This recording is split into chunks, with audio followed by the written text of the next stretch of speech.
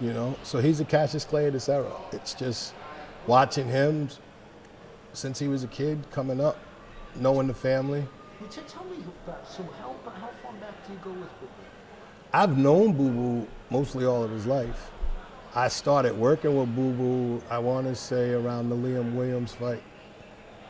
And then more and it's just been every day since. But just knowing him as a fighter and as a boxer, you can't help but to see that magic. You can't help but see that special place in him that's never gonna be. He's that once in a lifetime. He's that once in a millennium. He's that once, however you describe it. He's that shooting star that goes across the sky every once in a while. If you catch it, it's a thing of beauty. If you miss it, it's almost your loss. And I think that's what he's been to the sport. And hopefully now, and where we're at right here, the world's gonna get to see this star at its brightest. Champion of the world, the fighting pride of Providence, Rhode Island, USA, Demetrius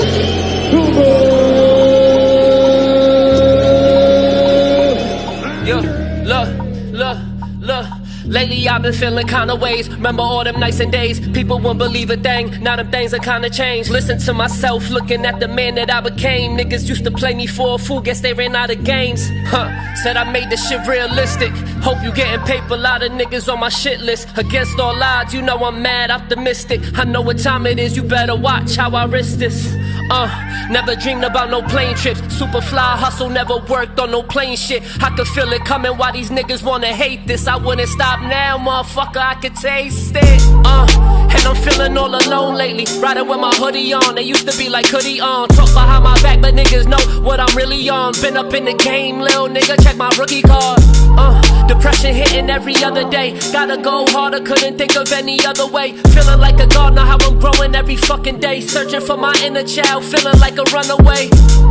And I ain't feeling my support lately. Probably cause I'm finna blow, knowing that I'm off safety. Only rolling with a few soldiers, y'all can all hate me. Even if it's me against the world, nigga, God made me.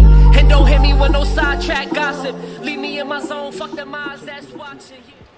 Well, I like the fact that he stays it's pretty much the same cast of characters, same people, and everybody knows their lane, right? And as you say, Mike Velaz, I look at Mike as the actual boxing trainer. I look at Paul as the teacher.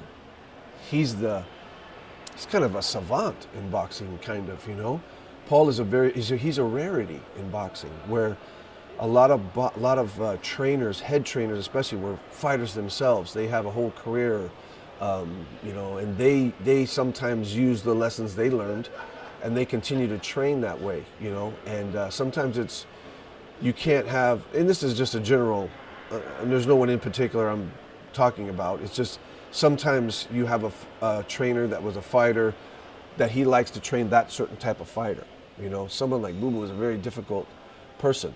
Like, I don't think an Abel Sanchez would take on a Demetrius Andrade, because he's not a puncher, aggressive, come forward guy. He's a boxer. He's very difficult to fight. You know, I think a guy like Ronnie Shields would work with Demetrius. I think a person like Virgil Hunter, a real cerebral trainer, would work well with Boo Boo, right? But Paul is his father, and Paul taught him, and they've been together for their whole lives. It's his whole boxing career, and I think it's wonderful because, I learned a lot from Paul. I know Mike has learned a lot from Paul, and the other fighters he's worked with have said the same thing to me, because I've seen Paul with other fighters, Anthony, different guys that have been in the camps, and Marky, DeLuca, guys like that, where he's worked with them, and they all get something from Paul, because he is that teacher.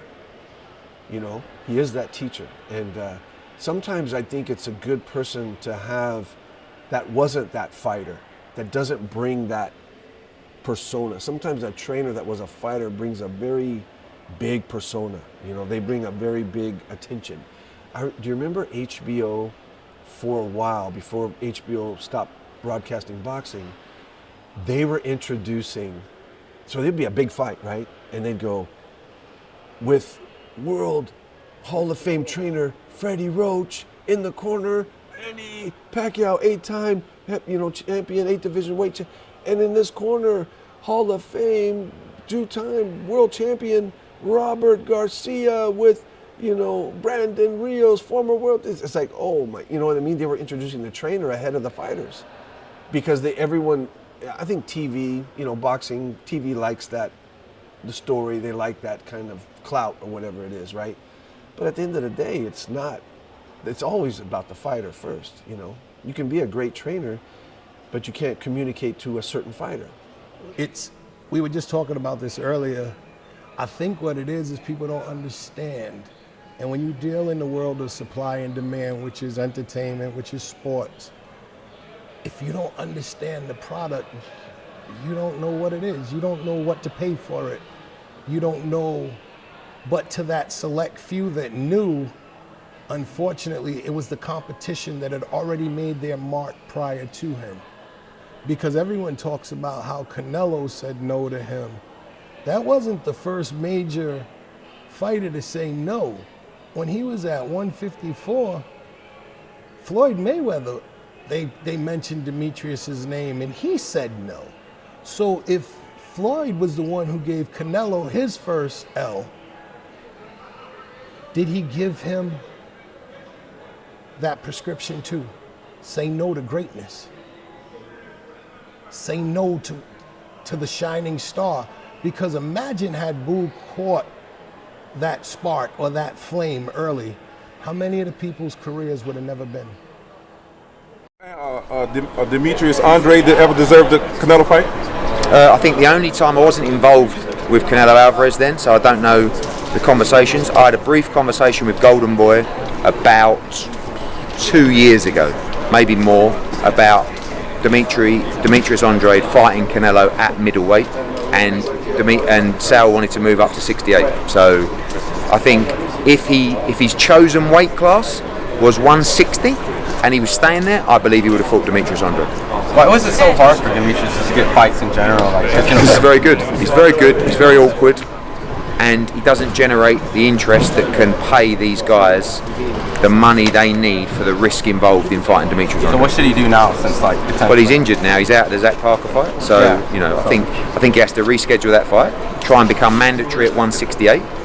If Canelo is at 168, I think he'll fight him. If he's not, then the belts will become vacant as Canelo moves to 175. He can become a 3-division champion.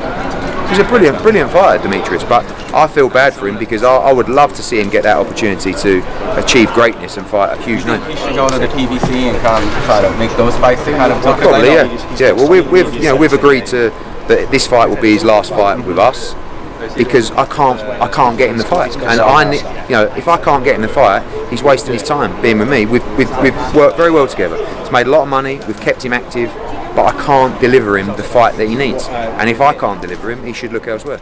That's right, it is the last stand. We bring you the biggest names in the sport. Joining me today, multi-division world champion, former WBO 154-pound champion, former 160-pound champion of the world, Demetrius Boo Boo Andrade. Oh, yeah. Yes. It's me again. I love that. Every time you do that, I love that. Yeah, for sure. So now you're campaigning at 168. Why? Just can't make 160 anymore. And on top of that, there's just nobody at 160 that is a top fighter that wants to fight while I was down there. And so I think moving up to 168, there's more characters, more talent up there, and I think they're willing to get in the ring with me. Do you get a sense that you're aligning yourself with the PBC at the right time? Oh yeah, for sure, definitely. I think this was the best decision to make, and also, the decision to come over here and the decision to move up at the same time just brings new light, new characters, like I was explaining, and the division has just gotten more brighter because of the talent that I bring to the table to fight the other opponents up there, challenges, and just another weight class that's really powerful now. Let me ask you this: why didn't you do it in the past? To go up to 168? No, aligning yourself with the PBC. I tried. You know, there's a lot of things I can't say, but I've been trying to be with PBC, Showtime, Al, and them guys for years now. You know, Al knows. You know, there was situation when we all got lawsuit letters. So we gonna sue you if you talk to Demetrius Andrade. Okay. You know what I'm saying? Like this was back in 2012. You know, like that's how long I've been trying to do it, and then life goes on. The Zone gave me a great deal at the time. I didn't hear anything, maybe because of the previous thing that happened with us before, so I went with that. Try to make the bigger fights over there because at that time it was Triple G, Canelo, Jaime Munguia, Billy Joe Saunders, a bunch of them. Why not? That was the hottest thing that was going on right now. There wasn't much going on at that time, but Jamal Charlo. Yeah. So. Yeah, I went that route. But now that route's over. We went through it. We stayed untouched. We're tall, black, and handsome. And now at this time, the only thing left to do is go up to 168 and challenge the guys up there here. You mentioned that your agreement with Matchroom is over. Eddie Hearn said this, quote, "I just can't deliver him big fights that he needs. Listen, he's a very good but very awkward fighter, and he doesn't generate the kind of interest that can pay guys top money to face him." End quote. Yeah, I just think that's just excuse that he's using to make their network seem like they tried, which I don't think they did. I don't think they put the pressure on. Anybody that stepped into the ring with me got paid the most money of their career. And that will happen today. That will happen tomorrow. Nobody's getting, less money fighting me. The fighters want more money fighting me. Like they know what comes with fighting Demetrius Andrade, damage. Now, Triple G having stocks in the Zone and all these other people having stocks in the Zone. They're like, well, Demetrius has the possibility of damaging that, and we don't get the mega fight Canelo and Triple G, the third fight, which was. I think it was the wackest fight of the year. Yeah, you're right. The wackest. Like, it wasn't entertaining. Triple G didn't do nothing, and Canelo didn't do anything. Pretty much it was like, okay, Triple G, we're going to, if you know the game, you know the game. We're going to wait until you get old. We're going to wait until your time comes. I'm going to do whatever. If I lose, I'm going to use you for a backup, which they did, and now, boom, Canelo gets his victory from after he lost to Bivol. But it's like, Triple G, you go all the way to Japan to fight I don't know the guy, but not Demetrius Andrade right here in United States. Like, that doesn't make any sense. And Jaime Munguia last fight, what the hell was that? Like, they're generating more than me. Like, that doesn't make any sense. So yeah, I get it. I understand. What did you think? Because you went to that Canelo fight and confronted him after that fight. What did you think when he was like, get out of here, da-da-da-da-da, who have you fought? You fought nobody. Get out of here. What did you think? Yeah, I think, just like, come on, bro. Like, we can, like, I'm not here to go tit for tat. Yeah, Canelo was in a great position. Golden Boy, Oscar De La Hoya did a great job moving him and, tying him in with, Canelo, Cotto, Mosley, like on the tail end. Like, yeah, of course. But when it came to like decision of me and you fighting with our history at 154, you was my mandatory. You was like, I don't care for the belt. Then I get stripped. These are just facts. Then I get stripped. You fight Liam Smith for it. You say you want to be undisputed at 160 pounds. Who has the belt? Demetrius Andrade. You don't want to make it happen. You move up to 168 pounds to make that happen, which I think at that time was the weakest division. 168 pound was weak. That's just the truth. The 60s was the strongest, but now everybody moved up. And now the 68 is stronger. So he went for the weakest, easiest opponent, so I say. Not to say anybody's easy, but if you can't compare me talent-wise to Colin Smith, like, come on, man. So a day. Yeah. I don't know who we fought for the WBC. You're them something. I don't know, but like he's better than me. Yeah. Like, where is he today? Yeah. And nobody giving him backlash either. Nobody's saying like, yo, how's he a horrible fighter when he's an Olympian, 2-time world division champion? How is that not a resume you want to take somebody's way? How you not want to put that? But you know, I get it. People want to have the conversations with him, and they know, yo, don't ask him, don't say anything about Andrade. You don't get it. Don't say that. And so you don't get the real, you know, combat between him and the real questions. I got you. You know, obviously not lately, but you had some bouts of inactivity, obviously some promotional issues. When you look back on it, do you say, damn, I kind of bear the responsibility on some of that, on maybe the way I moved. Maybe I should have just went this way as opposed to going this way, that way.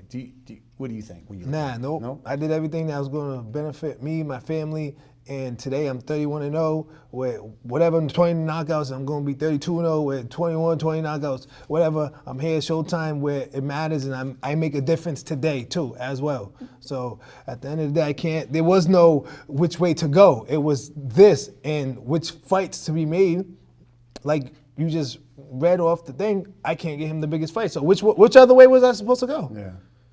When there was real no, interest nowhere else. Yeah. My part in this one is to make sure he's ready. But he's excited.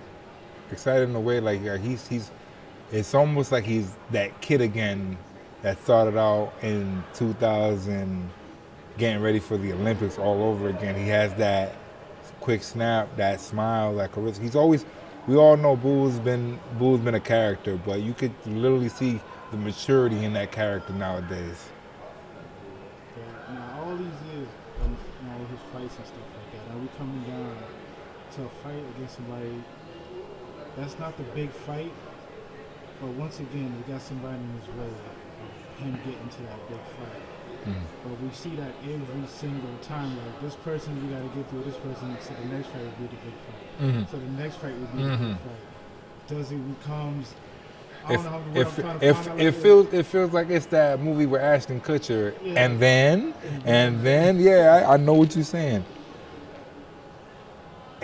I'll put it this way: he's never had a moment of like, damn, should I give up? He's always, all right, whatever we have to do to get the fight done, let's just do it.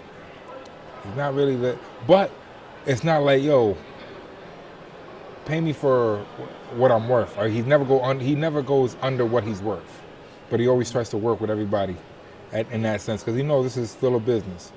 See that also in your eyes of him being a great businessman and growing the brand of 18 and being. He's growing. He's growing it now. We have like I was telling Sean Porter the other day. He's as a man, he's matured more. So we've all made our mistakes, and there's no way that you could be successful and not make mistakes because that's all point of success. You have to make your mistakes to get to the next level that you need. So yes, he's growing his brand. He's thinking more, and he's actually listening more to other people's opinion and not just like. Disavowing them or just shoving it off. Like he'll listen to a person's opinion, and maybe he might implement it, maybe he might not, but he hears you. What's the chemistry between you and Paul? Me, the past couple of years? My chemistry with Paul. That's Papa Bear still. No matter what, like I tell everybody that I maintain Demetrius Andrade, but that man trained Demetrius Andrade. Necessarily blame Floyd. I blame the modern promoters. And I'll tell you why. The promoters have allowed boxing to be divided into sides of the street. If you think about the coin or the phrase that they use now, you're not on the right side of the street. You're not with the right company. You're not with the right promotion. You're not with the right.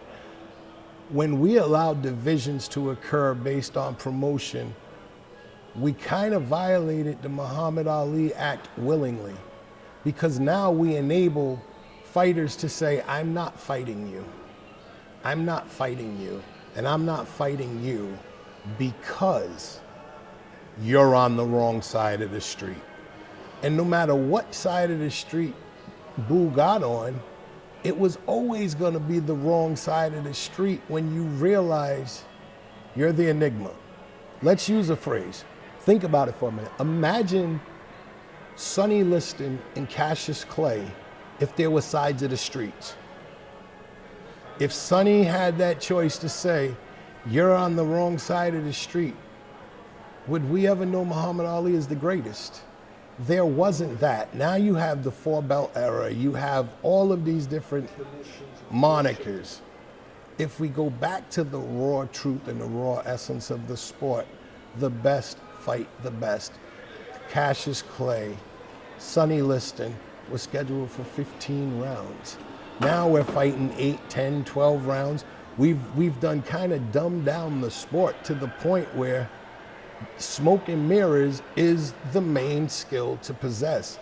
Demetrius isn't smoke and mirrors. He can't be. When you're an enigma, you can't be an illusion. You can't be two at the same time. I mean, he wasn't on the wrong. The funny thing is, when they were on the same side of the street, when he was on Matchroom, he and Canelo and Golovkin were all on the same side of the street. There was no excuse. But they managed to elude him. The real trust and hope is that he's now going to be, if he stays with PBC and Showtime, he is on the right side of the street to get these fights. But will they find a way to escape? Or they're going to age him out? Wait until he's 3 years. I don't think they can anymore, Steve. I really don't believe they can. Canelo lost. So you put a chink in the armor of Superman, if you will. You have the other champions now saying, I want to pick and choose who I fight. Boxing as a whole needs a Demetrius Andrade right now. What do you mean by that? They need someone who goes, I'll fight anyone. We do a lot of, especially with the team, we do a lot of defending of Demetrius instead of revealing. If Boo Boo's a duck, if Boo Boo hasn't fought someone, if Boo Boo's such a horrible fighter, why did he show up at the Charlos press conference? Why did he show up in the hallways at the Barclays to talk to the Charlo brothers? Why did he show up at Canelo's? Why did he jump in the ring with the Triple G's? If it takes two to tango, and he's doing everything he can to obtain the fight, and they're saying no, how is that the fault of Demetrius Andrade? And the more important question is, how does he make it happen when that's enabled and allowed? How does it? What do you think happened to Jamal Charlo? I don't know which one that. The big one, the small one. That's the big one. I don't really know him like that. The 54, the 60 guy. Well, the 160 right now, who's supposed to be moving up to 168. He hasn't fought. It's been almost 2 years. It seems like. What do you think happened? I don't know. Didn't he get into it with his wife or his whatever? I don't know. Yeah. I don't know his life, man. I don't know what he does on a day-to-day, but I'm a disciplined guy. I know. I've been out the ring for 16 months, 3 times throughout my career. So, but I still bounce back, and they put me in where the toughest fighters. I don't know. I don't know what's going on with him, but at the end of the day, whatever you need to continue to fight, feed your family. Well, look, let's get it. Yeah. You want to get back in the ring? This guy. It's me again. Yeah, for sure. What do you think about Canelo reportedly, I guess, going to fight? Was it John Ryder? Yeah, bullshit. Bullshit. He wants a tune-up because he's coming off hand surgery? Yeah, a tune-up fight is somebody like myself that's been out for 16 months.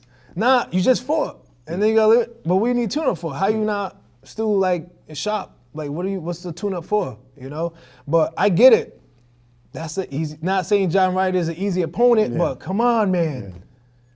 John Ryder, exactly that. They continue to do what they do. How you gonna continue to call him the best or pound for pound when he's fighting guys like that? When you got Plant, he fought David Benavidez, Demetrius Andrade, Jamal Charlo, which you had guys that you should have had fought or should have been in line to fight, not John Ryder. John Ryder should be fighting me. You know what I'm saying? Like, come on, guys. Like, let's just get real. Like, and you know, it's just bullshit. Yeah. What do you? How have you? And I'm sure you always chuckle. And they say somebody said something about because like John Wright is active and he's, bro, come on. You're a funny guy. You know, Charlo. Whenever I ask Charlo about you, he always says the same thing. Like, who is this guy? He could have had the opportunity to fight my brother, and he didn't want to fight my brother. And why would I fight him? No one knows who he is. I tell people, like, if everybody knows me as nobody knows who he is, I guess everybody knows me. You know what I'm saying? At the end of the day, that's everybody's word, so I guess everybody knows who I am. I wouldn't be here if nobody knew who I was. Because everybody in boxing knows what this man brings to the table. Real boxing enthusiasts and real boxing fans know what this man really brings. Those fanboys, as they say, they just go with the flow and like, he ain't fought nobody. Well, he fought everybody. Just nobody saw it. How about that? They talk about he did fight everybody, he beat everybody. Yes. How is that, I don't know what you're trying to look for, the pressure that comes to that 1-0 could like destroy, derail all of what that is. How do you not think, how do you try to put that away, keep that out your mind that doesn't affect your career? Because certain fights could have, like, Rosado has like 20 losses, and he still could get a major fight. But it seemed like it's so scary that the Google catches one. And we went back, I went back a couple years, talked to Ed and I talked to Paul, and they both said, imagine, he'd probably get more fights if he had an O. Quite point back, if he had an O, if he had a loss on his record, he'd probably get more fights. Crazy. But that's crazy to think that him losing would... He might get more fights. It's insane thinking like that, but that's how boxing is at some point. Oh, he's too good. Let's wait till he gets older. Damn, this motherfucker don't age. And that's what it seems like a lot of fighters are doing right now, especially Canelo, look like trying to age him out. Age him out. But like Canelo, you around that age, you getting close to that age too. I think you just turned 30, 31 real. I think Canelo's around 31. Charlos closer to our age. He's at 32. Both of them, Charlo and Canelo. So we're not that far apart. You can't age us out, and there's nowhere that you can go. You either gotta relinquish them belts or you gotta fight somebody. You gotta fight somebody, whether it's us, Demetrius, and whether it's Canelo, the Charlo, whether it's David Benavidez. You have to fight somebody soon. Everybody's seen the facade you put up, and they're tired of it. Public's controlled by media. And if media has painted the picture of Demetrius Andrade through the lens of a Canelo or the lens of the Charlo brothers, if you remember, the Charlos said, and I quote, "We black-carded Demetrius Andrade." First level of truth was they misspoke. Because if you black-carded Demetrius Andrade, we all know in the world of finance, a black card has no limit. So did you black card him or did you blacklist him? And even when you heard it said wrong, did any...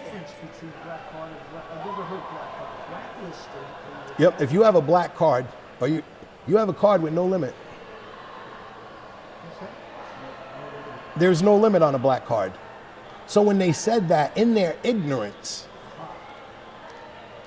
at the end of Demetrius' career, we're gonna find out one thing that we don't see now because we're so, how can I say it? We're so in demand of him being in the ring. Believe it or not, his legacy is gonna be defined by the ones who ducked him when it's all said and done.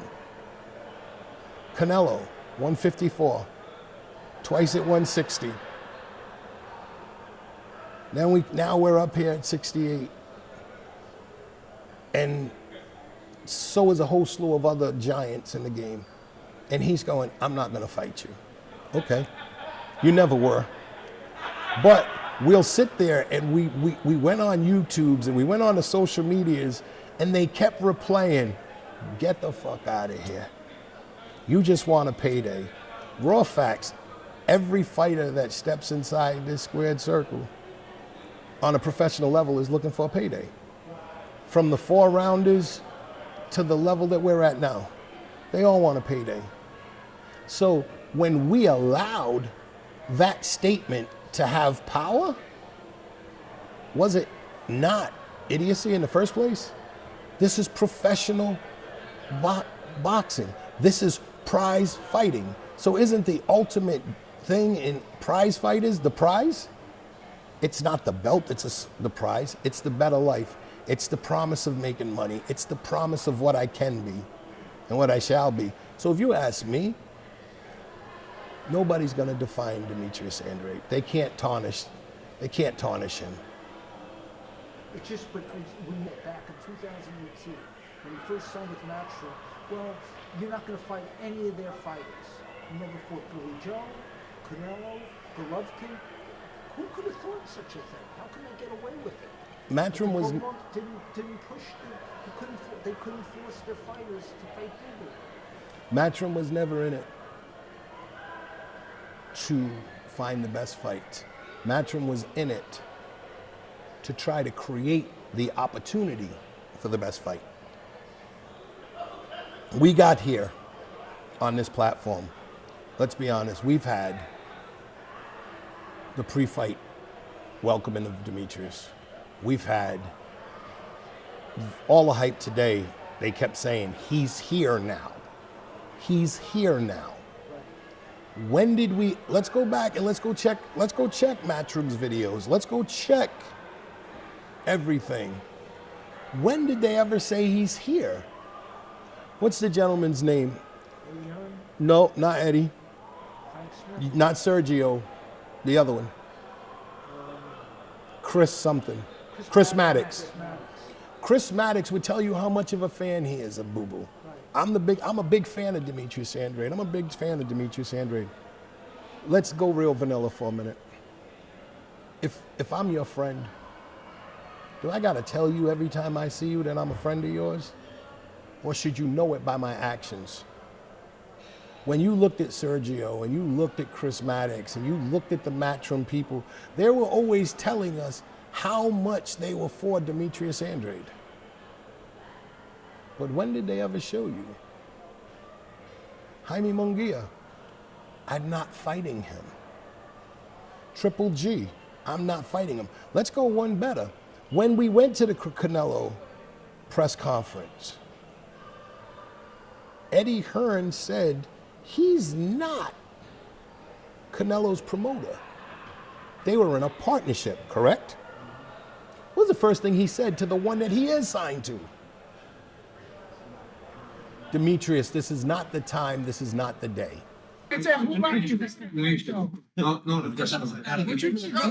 If not now, when?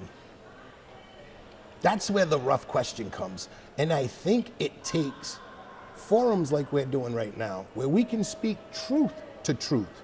Because we all know there's three truths. There's your truth, there's my truth, and there's the truth. Now, if I want to get to the truth, I have to disperse your truth. And I have to validate my truth if my truth more or less reflects the truth. That's where we stand right now. That's where we are at Demetrius Andrade. As a team, as Demetrius' supporters now, we don't need to sit there and defend our champion. What we need to do is we need to reflect our champion. Like I said, when someone says he's a horrible fighter, did you check his resume? You fought nobody. How can I fight somebody if nobody wants to accept? Certainly, let's say some athletes could do something terrible outside the ring. Let's say someone get accused of rape, or someone accused of drugs, or someone get accused of robbery, and they'll come back with no problem. But it seemed like the blackballing of Boo Boo because of that one incident that was boxing related, has haunted him all this time. And it shouldn't. It really shouldn't. It really shouldn't. But it's like, I was watching a movie that had Antonio Banderas and Woody Harrelson. They were both boxers. And Woody Harrelson told Antonio Banderas, you could do a million things right in the world, and you can suck one dick, and for the rest of your life, you're known as a cocksucker. That's basically what it's been. Boo, we didn't pull out of that fight. That fight never happened. We got a bad name, and here we go. Demetrius is damaged good. All right, okay, he's damaged good, but nobody wants to step up to that plate and take that O away from him.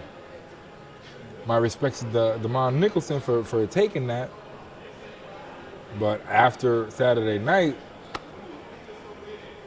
somebody got to come knocking. We ain't losing that motherfucker.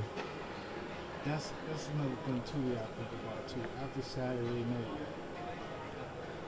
what's next? Are we the ones? Hopefully, are you guys the one that gonna make the phone calls? Or you guys the one that gotta? We on the same block. We on the same block. I don't even want to make a phone call. I'll walk to your house and knock on your door. Can Charlos come out and play? If they can't, all right, cool.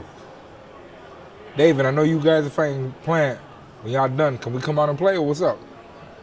Can we make this shit happen? We saw Samson at the press conference while he was doing an interview. He said, "Yo, no hard feelings, champ." Boo said, "No hard feelings, but let your boy know whenever he's ready." Wait. What happened now? It's a quick. Samson was doing an interview. Samson said during the interview, no hard feelings. I'm just telling the truth. And Boo said, no, you got to say what you got to say. What did he say? Yeah, I really didn't hear it that well. Gotcha. But he was talking to the interview, like Boo was passing by, and he said, no hard feelings, chap. You know, no hard feelings. But tell your boy whenever he's ready, I'm here. Yeah. Well, Samson's the one because Benavidez was one guy who was open to the possibility. Right. And then Samson was the one that said, "Well, we wouldn't fight. We gotta. He gotta up the money." More money than Canelo. And it's understandable because he's a bigger threat than Canelo. Yeah. He's 100. I don't disagree with you. Low reward. Yeah, I don't disagree with Samson for saying that. Why Both parties. He has about 2 fighters in this. I want to ask him. Did he? I think the one that frightens Rashidi is his fighter. I'm not too sure. And as far as his brother situation, we can go all the way back to whatever. The money's not the same, the maturity is not the same, and the eyeballs are not the same. There's gonna be more of all that now today. So why not take that? So you're telling me you're never gonna fight because what? Some shit that happened between all that stuff. You can look it up publicly. What happens in that fight? A Charlo Andrade fight. This uppercut with his left hand throwing an uppercut, and just like him failing a real left hand. It's gonna be a great fight. We're both good. We both feel like we're both the man. So I'm coming to fight. I'm coming to win. I'm coming to really put it all out there on him. But see, that's how we change the perception in media. We don't sit there and accept it.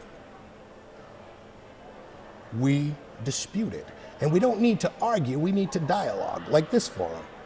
What is the conversation going to look like and sound like? I'll show you.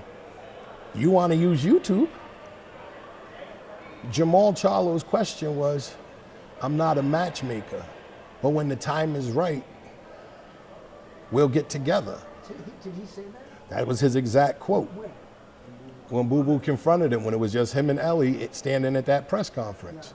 Yeah. Okay, here we are, 2023. The time is right. You keep saying you want to move up, but you want to go ask Bevo to fight you at a catch weight when you can come to the natural weight of your next progressive step and fight at the weight with the man who you said is horrible, who wants a payday, who's get the fuck out of here. Everything else, if he's so big, if he's so beatable, fight him. If your word game and your verbiage is so sharp that you could sit there and try to make a whole community of fans believe he's horrible, show them. They're waiting for him to get older or something. I mean, it's the same way. What happened with Golovkin? Canelo fighting Golovkin 4 years later. That was a shame. You know what, Steve? Here's the adage for that. Some people age like wine. Some people age like milk. Demetrius Andrade is fine wine. He's only going to get better with age because let's be honest, little known fact, if you look at boxing statistics right now, Demetrius Andrade's percentage of not being hit is only surpassed by Shakur Stevenson. So if he don't take no damage in the ring, you're not really getting clean shots on him, and you're hoping for him to get older. That's like sitting at a bar with a man who only drinks water waiting for him to get drunk. That's the next natural progression. He's doing a lot of knocking at the door. The devil's on his. Stop knocking at the door, kick it down. Let's go in here against Damon Nicholson, do our business, and say, this is where we are. And like he said today, if it's not Canelo, who's next? As you see at this division, Caleb, David Benavidez is fighting. Don't sit there and wait for them to give you your next chance. Go out and take it. I'll go fight Durrell's. I'll go fight the one that Caleb Plant beat before them two fought. I'll fight this one. And every time you win, say, I'm in the wings. It's almost like when we played basketball in the playgrounds as kids. We wanted to play right away, but sometimes we had to sit under the hoop and go, I got next. I got next. So we can always say, it's me again. Maybe the slogan for the word and the catchphrase for a while is, I got next. Yeah, because we going to take right now. Here and now, we taking. You've been in the gym. Steve, you've been around them a long time. If their formula is let's wait for him to get older, I watch him 12, 15, 18, 21, stop counting rounds of sparring, and then get off, and then he does the man. You're making his hunger insurmountable. His tenacity of never looking at a situation in a negative way.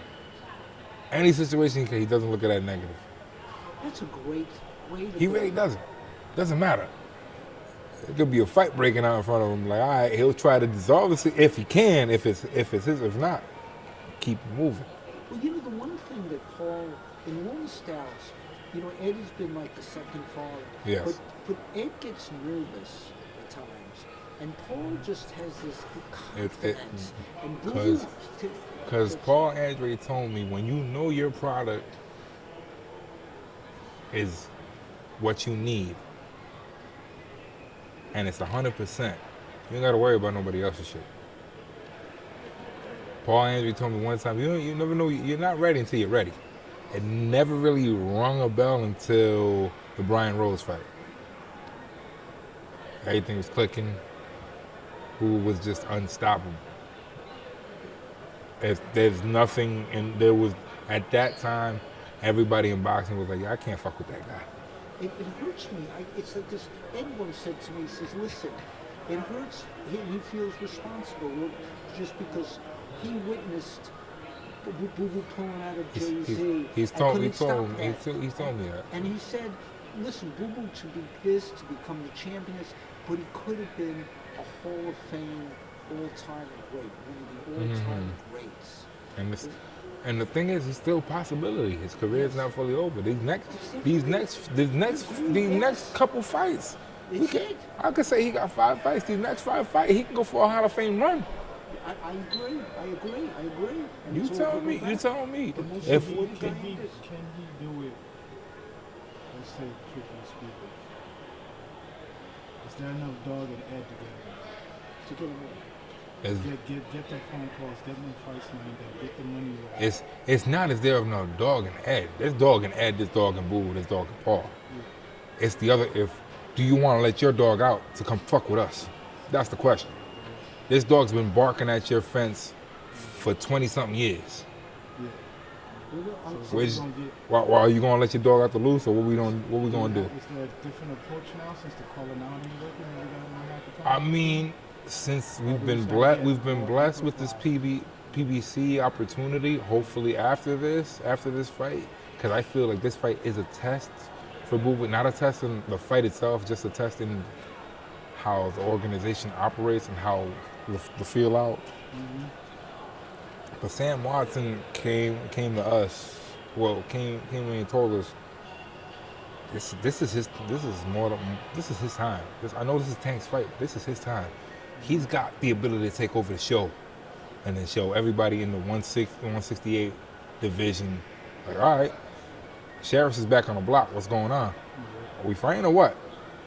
If you ain't fighting, fuck out the division. Let's go. But what we were talking about with Boo Boo too, like what we were saying earlier with him, and you said sad, the word sad about, he's 34 and he hasn't gotten the big fight and all that, and really that's boxing's loss, because these promoters could have had at 28, 29, this kid should have had that big fight already. He should have been on the big stage, and boxing missed out. They still can have it before he's done, but they missed out on years of him being a real superstar and an ambassador for the sport. He would have been on so many, he would have been in, Dancing with the Stars, he would have blown that up. He would have could have been in movies. Talk about what was the movie that Stallone did with all the guys? He put fighters in it. The Expendables. He would have been in there, right? He would have been a big star as far as that is concerned, and that's their problem, because a boxing promoter is not necessarily a promoter of an athlete's persona or an athlete's brand. They're a promoter of their brand. They put the fights on for their brand. The word promoter, they're promoting a fight, a boxing show, and they do have their stars that are going to make the money for the show, but they're not necessarily the promoter for the persona of the fighter, the brand of the fighter itself. And you see that a lot now. You see Mayweather. Well, you see a lot of major promoters having, they did Top Rank, promoted the Devin Haney-Kambosos fight. Well, Kambosos had his promoting company on the marquee too, as well as DHP, Devin Haney Promotions. That was on the marquee too, as Top Rank, but also their own promoter. You got to do your own brand. You got to do it yourself. And I think the A-Team brand, he's been doing that for years, right? Even before, you've seen a lot of guys doing their own companies and stuff. It's just, sometimes it's just, you need that big fight to push you into that, and it's just been escaping Demetrius. The mistake that they will say was how Ed kills him, because under Ed's watch, he does feel responsible.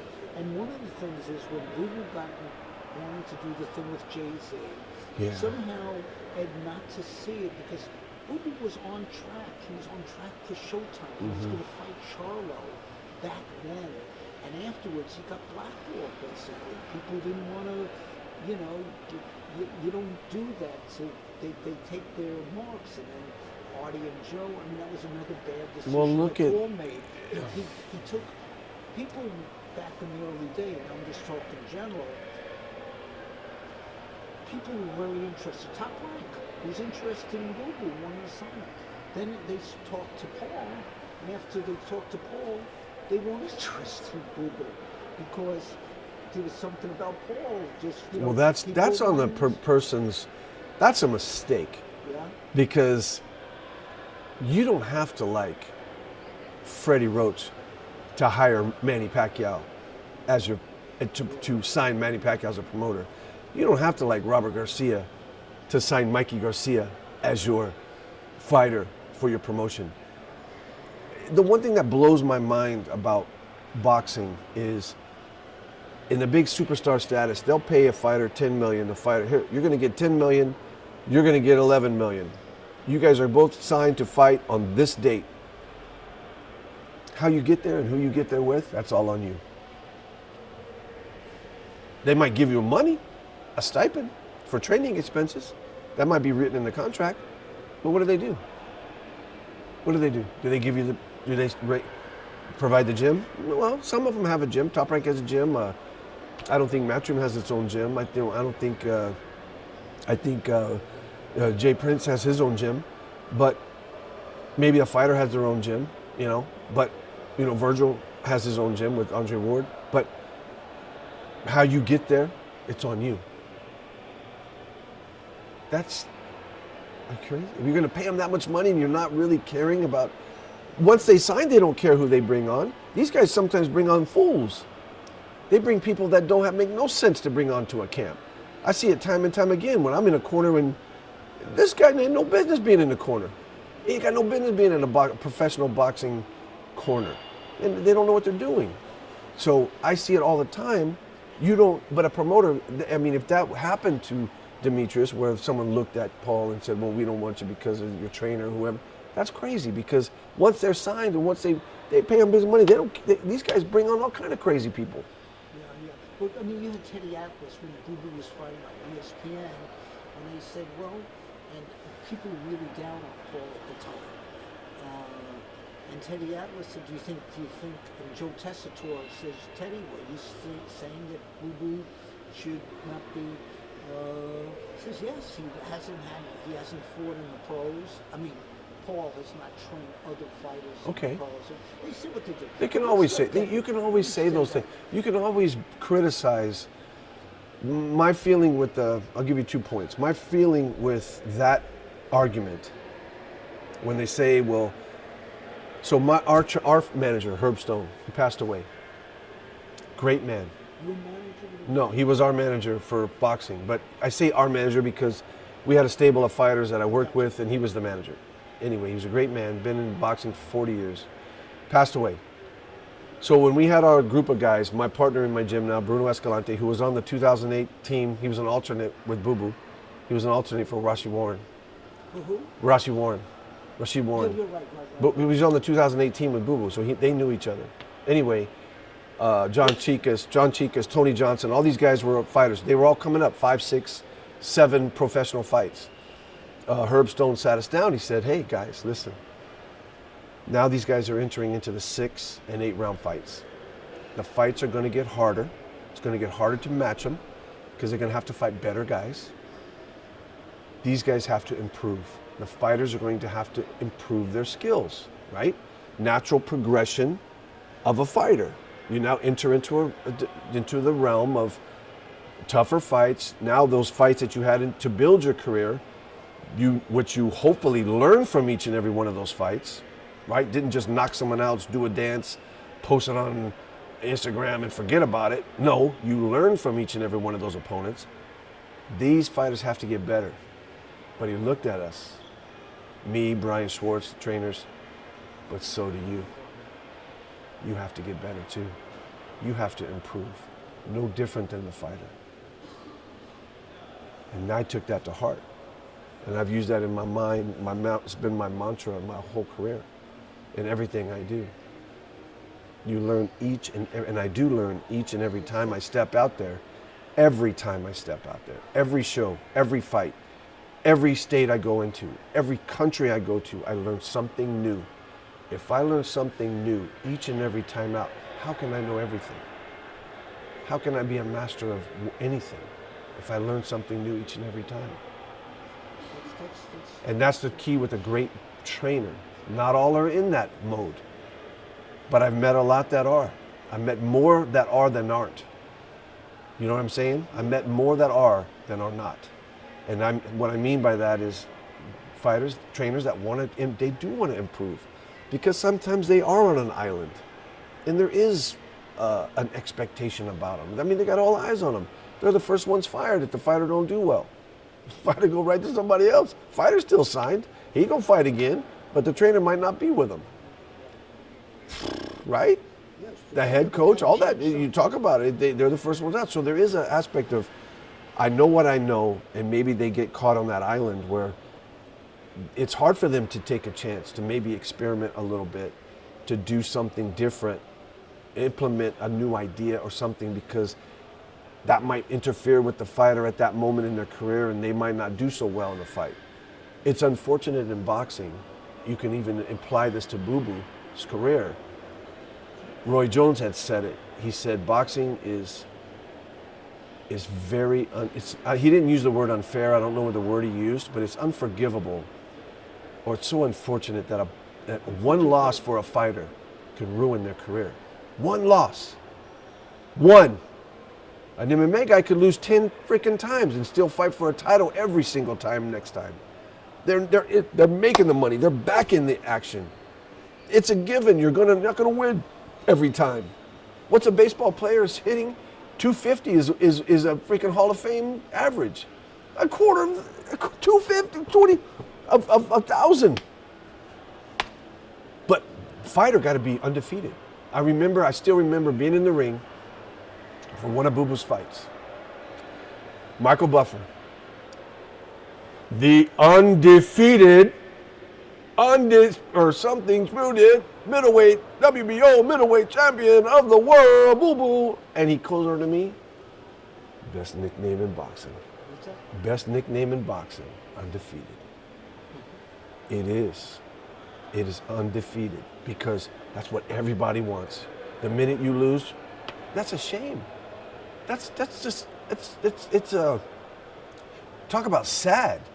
It's tragic. You ruin a kid's career just because one loss. I remember when Nonito Donaire, I worked with Nonito, and we fought Walters. He had jumped too high. He went to the 126, his 5th weight division, and he fought Walters. Huh? Jamaican. Yes, and we got stopped. It actually was a great fight on HBO. Lampley was like, wow, one of the best fights I've ever seen from Donaire. He showed courage. He showed grit, getting up off the canvas. We had never seen all these aspects of Donaire, but he got dropped and the referee stopped it. And Nonito was very, gracious. He was like, oh my God, he beat the shit out of me. He goes, I fought my best. I tried to get him early because he caught Walters in the 2nd round, almost knocked him out, but he survived it. And Walters was gracious. Oh my God, I trained so hard for you. I was so nervous fighting you. I trained so hard. You got the best version of me. You made me the best version of myself. That's why I beat you. If I wasn't, you would have beat me. What a great night, right? Even though it was tragic, we lost. I bawled my eyes out. That was my brother. The next fight, he made about, I don't know what fighters make. I don't pay attention. He made about, I think, let's say $750,000. Next fight, we're making $30,000 and we're weighing it at a mall in the Philippines in Manila. That's boxing. That's boxing for you. Unforgivable, right? You lose, you're done. Unforgiven. You get unforgiven. Whatever the word is, it sucks, man, because it's like, come on, man, really? You had that guy 3 years before, Fighter of the Year, 2012 Fighter of the Year, right? Look at Boo Boo, undefeated, Olympian, 2-division world champion. They're just waiting for him to lose, waiting for him to lose. That's tragic, tragic. And Demetrius is saying what? Give me somebody that will beat me. Give me that person. You keep giving me everybody and I keep beating every one of them. Give me the guy that you think will beat me. Pay me, put the big fight on. I will show you that they still won't get me. He's willing to risk it all because he knows the risk is great. Why risk losing? Why put the risk out for someone that no one in boxing minds, the great minds of boxing, considers a great challenger? Why risk that loss there? Let's risk the loss on the best of the best. He named them today. The Charlos, the Benavides, the Plants. Give me the top 3 guys in this division. I know I ain't gonna never fight Canelo. Canelo ain't gonna never fight him. Never, ever. Come on, oh man, I can go through this forever, but let me tell you this. Canelo, simple fact, he's the 168-pound undisputed champion, right? He owns all the belts. He fought Rocky Fielding to win the 168-pound title, okay? He's win who? What is he doing? What has he done? He fought Kovalev at 175, came back to 168, fought Caleb, the number one, whatever, the number one guy, whatever. I thought it was a great fight. Thought Caleb did very well, right? One loss did not ruin that poor kid, thank God. Thank God they didn't throw Caleb on the freaking scrap heap because he lost to Canelo, right? But now he fought who I work with, Triple G, right? He's literally went up and challenged the 75-pounder guy, loses. He's got 2 fights. He fights in May and he fights in September. He fought Triple G. Now he's going to fight in May. I don't know who it is. Is it, huh? Ryder, who Danny basically outboxed. Danny didn't lose that fight. I was there. He didn't lose that fight to Ryder. I was there, right? But he lost. He gets the Ryder fight, probably the safest guy of all the people that are the mandatories of all his belts. Then he's going to fight the 75-pound guy again. Ain't nobody at 168 going to get a shot at that title for a year and a half. It's a crime. It's a crime. It is a crime, and he ain't never going to get it because Boo will be done. He's going to let him take on Charlo, let him take on Benavidez, let him knock all these guys off, which is what Canelo wants. Let these guys fight each other, and then I'll fight the winner of them all. Yeah, right. Here's what's interesting. We're talking on different level. You're passionate.